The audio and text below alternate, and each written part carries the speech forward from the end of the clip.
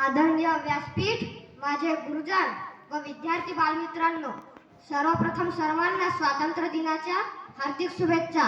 भारताचा स्वातंत्र्य दिवस आपल्याला स्वातंत्र्याची आठवण करून देत नाही, तर हा दिवस देशाची शक्ती देखील जगासमोर मांडतो. कितीतरी स्वातंत्र्य सैनिकांनी आपल्या प्राणांची आहुती दिली, तेव्हा कुठे आपल्याला हे स्वातंत्र्य मिळालं. प्रतिदिन आपला देश पुढे जात आहे आणि लवकरच आपण एक महासत्ता म्हणून जगापुढे उभे राहू.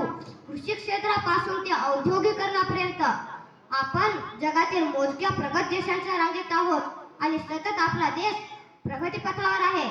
ज्याप्रमाणे आपण आपल्या देशाच्या महान नेत्यांची आठवण करतो, त्याचप्रमाणे आपल्या महान सैनिकांना न विसरता त्यांनाही धन्यवाद द्यायला हवे. आपले महान सैनिक दिवस रात्र सीमेवर उभे राहतात. त्यांचे बलिदान लक्षात घेऊन आपण देशासाठी कार्य करायला हवे. एवढे बोलून मी माझे भाषण संपवतो. जय हिंद, जय भारत, वंदे मातरम.